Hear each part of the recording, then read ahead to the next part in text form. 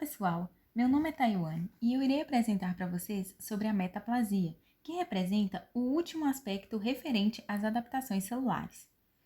Através dessa aula, iremos falar sobre definição e conceituação de metaplasia, mostrar quais são as condições para desenvolver a metaplasia e, por fim, mostrar alguns mecanismos celulares envolvidos com essa modificação celular de adaptação.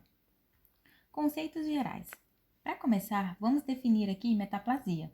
Metaplasia é formado por dois termos específicos, meta e plasia, sendo meta diferente ou nova, algo que se tornará diferente do que era originalmente, e plasia, que é a proliferação. Assim, metaplasia basicamente é a alteração do tipo celular para outro, ou seja, nós temos um fenótipo celular que desempenha determinadas funções e aí ele se altera para outro fenótipo e vai desempenhar outras funções. Então, para a gente definir com mais propriedade, metaplasia é uma alteração reversível de um tipo celular adulto para outro, em resposta a um estímulo estressante. Bom, nesse caso aqui, do tipo celular adulto, é do fato em que nós temos uma célula-tronco primordial ali, ela recebe um sinal para transformar em outro tipo de célula-tronco, mas essa resposta é para tentar prevenir a lesão de um tipo celular caso ele seja estimulado a irritações crônicas. Então, assim como a hipertrofia e a hiperplasia, a metaplasia ela responde a estímulos também. Só que se a gente for ver em um todo, aos tipos de metaplasia, por ser uma resposta a um estímulo agressivo, a metaplasia sempre é considerado uma alteração patológica para diminuir a lesão celular, que não existem condições fisiológicas na qual a metaplasia acontece comumente. Então, ela somente vai discorrer esse fenótipo caso a irritação ocorra naquele tipo celular. Tipos de metaplasia. Podemos evidenciar três tipos gerais de metaplasia, que é a metaplasia escamosa, a metaplasia colunar e a metaplasia de tecido conjuntivo. Pode ser que exista outros tipos de metaplasia de outros tipos de tecido, mas as principais são essas, e vamos falar especificamente de cada uma delas. Começando com a metaplasia escamosa, ao observar essa figura, nós temos aqui na figura A uma célula que pertence ao epitélio colunar. Pode-se perceber que ela é toda retangular na sua condição. E aí, se a gente fornecer estímulos irritantes constantes aqui neste tipo celular, como mostra na figura A, você consegue ver que esse tipo celular ele começa a assumir outra forma.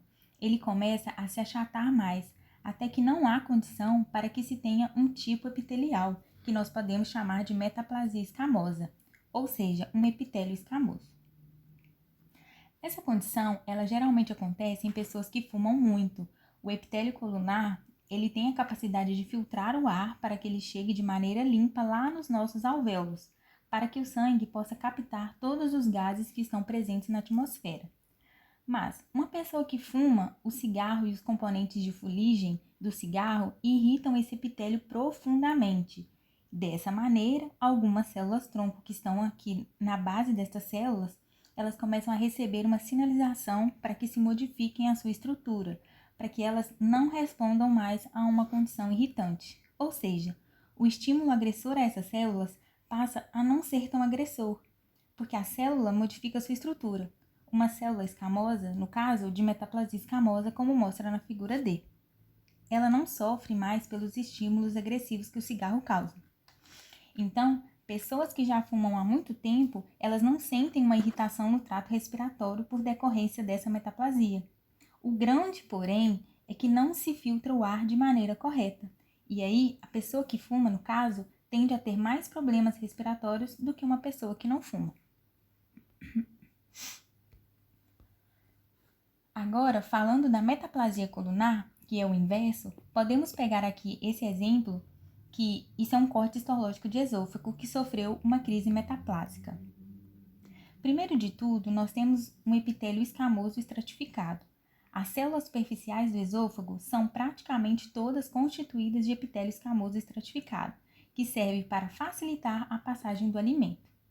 No entanto, esse epitélio escamoso estratificado, ele não tem a capacidade de se proteger contra o ácido decorrente do estômago. Então, se o indivíduo tem refluxos constantes, isso acaba irritando a mucosa do esôfago. E aí a célula começa a ter uma reprogramação para se tornar um epitélio colunar maduro. O epitélio colunar maduro, ele secreta uma série de fatores para impedir que a acidez gástrica cause irritações no esôfago. Isso também não é muito interessante, apesar de que a modificação celular ela é benéfica para o indivíduo. No tocante à diminuição da irritação esofágica decorrente do refluxo gastroesofágico. E isso pode predispor a câncer de esôfago, que nós chamamos de esôfago de Barré. Então, nós temos uma alteração celular que, obviamente, sofreria muito com uma lesão ácida para um epitélio colunar, onde não sofre tanto com essa lesão ácida. Falando da metaplasia de tecido conjuntivo, a gente pode dizer que essa metaplasia é uma metaplasia do surgimento de osso em tecido, onde normalmente não existe o osso. Essa radiografia aqui explica super bem esse tipo de metaplasia. O que podemos ver nessa radiografia é o que nós chamamos de miosite ossificante. Ou seja, o indivíduo ele sofreu uma fratura e aí na regeneração dessa fratura, o osso cresceu juntamente com uma porção onde havia músculo. Ou seja, o músculo que estava envolvendo aqui nesse osso, ele começou a induzir uma proliferação óssea nele. E isso não é uma adaptação mediante a fratura. Isso é um estímulo irritante até para o próprio indivíduo, por decorrência da sinalização do osso para promover a proliferação celular. E isso acaba induzindo a diferenciação, em alguns casos, em células musculares satélites, que passam a se tornar osso, e isso também não é algo interessante. Isso não fortalece o osso, muito pelo contrário, ainda pode ajudar a causar problemas na formação óssea e pode facilitar também a quebra dele. Então, a metaplasia de tecido conjuntivo, ela é basicamente a formação de osso em tecidos mesenquimais. Uma observação extremamente importante é que se as influências que induzem a metaplasia continuarem agindo, isto pode servir de estímulo para a transformação maligna das células metaplásicas, que foi o caso que eu falei para vocês lá da metaplasia escamosa e da metaplasia colunar. O estímulo agressor que promoveu a modificação celular, se ele continuar promovendo esta modificação, a condição metaplásica na célula onde ela se diferencia, isso pode reajustar alguns fatores da célula para que ela perca a sua capacidade funcional de manter a sua condição e ela passa a se indiferenciar. E aí, isso pode ser um sinal de surgimento de células neoplásicas, que não é uma condição de adaptação. Mecanismos envolvidos. Falando dos mecanismos envolvidos da metaplasia, a metaplasia é a decorrência da reprogramação de células-tronco, que se diferenciam em outros tecidos e não da modificação da célula adulta. No começo da aula, eu citei para vocês que nós temos uma alteração da célula adulta, mas não é a célula adulta que se modificou, e sim uma célula-tronco que fornecia a condição para que ela se proliferasse e diferenciasse para se tornar aquela célula adulta numa condição fisiológica. Ela recebe estímulos e sinais externos para que ela reprograme os seus genes, e aí induzida a expressões de outros tipos de genes para que a morfologia celular se torne outra. Basicamente, essa alteração ela é quase que específica em células-troncos. Muitas células adultas, principalmente células epiteliais, que foi o caso que eu mostrei para vocês, elas não têm a capacidade de se diferenciar. Elas já têm uma função pré-determinada e não têm essa capacidade de desdiferenciação, que é se tornar novamente uma célula-tronco. Alguns tipos celulares, eles são capazes de fazer isso, mas no caso do epitélio, isso não é muito comum. Então, aí nós temos a ação das células-tronco, formando aí as células metaplásicas.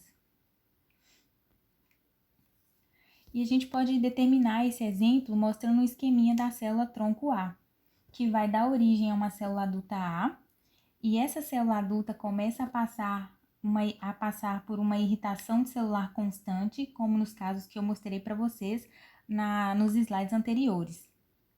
Bom, aqui nós vemos nós temos a sinalização para a diferenciação. A célula-tronco começa a modificar o seu perfil de expressão para induzir a formação de novas células adultas. Porém, as células adultas B que vão responder contra essa irritação, sendo mais resistentes a ela. Então, essa célula adulta B, ela foi originada em uma célula tronco A, por decorrência de uma irritação celular. Então, a gente considera que essa é uma célula metaplásica. E os mediadores envolvidos? Cada qual tem uma participação na formação metaplásica de alguns tecidos específicos. Não é o mesmo mediador químico proteico sinalizador que faz a resposta para a formação metaplásica das células. Nós temos uma comunicação distinta entre determinados tipos de sinalizadores para determinados tipos de metaplasia. Como também o mesmo mediador participa de maneiras diferentes na diferenciação de diferentes tipos celulares, ou seja, ele pode promover uma diferenciação específica num certo tecido e em outro tecido, este mediador ele pode promover um outro tipo de diferenciação. Tudo vai depender de quais os genes são expressos nesses tipos celulares. Aqui eu listei algumas citosinas, a IL-1-beta, a IL-2, IL-4 e a IL-6. Já se mostrou em alguns artigos que os níveis dessas citocinas se alteram de maneira interessante, dependendo do tipo de metástase que a gente está estudando. Dentre essas 4 citocinas que eu listei, 3 delas têm um aumento na sua produção em condições metaplásticas. Já a IL-2 é a única que tem uma diminuição na sua produção em uma condição de metaplasia. A gente pode observar que a IL-2 e a IL-6, elas estão muito relacionadas tanto à diminuição de uma como ao aumento de outra, no surgimento respectivamente de condições metaplásicas no cérvix uterino e na bexiga. Então, a IL-2, ela não participa em processos que estão envolvidos na metaplasia de células da bexiga. A mesma coisa com a IL-6. Ela não participa da metaplasia de células que estão envolvidas lá com o cérvix uterino. Mas todas essas citosinas, elas vão participar de alguma maneira na metaplasia esofágica, porque elas estão aumentadas. Ainda não se sabe muito bem o que elas fazem, mas sabe-se que tem uma condição imunológica que pode favorecer o desenvolvimento na metaplasia, mas o que já se sabe é que elas estão aumentadas. E a gente tem alguns outros mediadores envolvidos que são fatores de crescimento, que podem promover eventos diferentes na metaplasia celular. Por exemplo, o fator de transformação beta, que é o TGF-beta.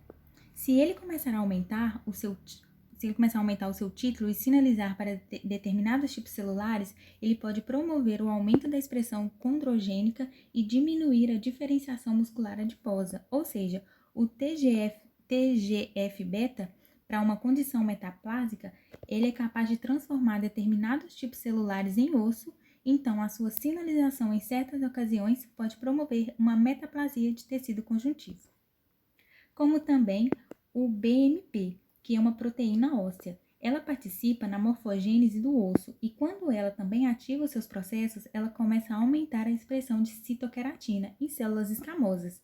E isso vai promover uma alteração nessas células e elas podem se tornar metaplásicas.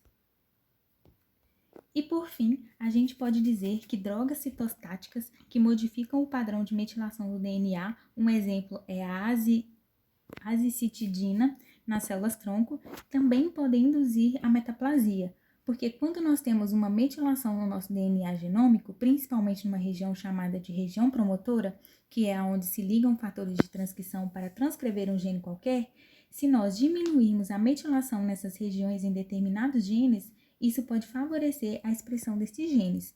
E como a gente sabe que os tipos celulares são diferentes entre si, por decorrência da expressão de diferentes proteínas, se porventura nós começarmos a expressar uma proteína que normalmente não é expressa num tipo celular, isso pode induzir uma formação metaplásica nesta célula, e aí ela vai passar a apresentar funções diferentes da qual ela não apresentava anteriormente. Bom, pessoal, A apresentação é essa. Se vocês tiverem alguma dúvida, podem perguntar que eu estou à disposição. Muito obrigada.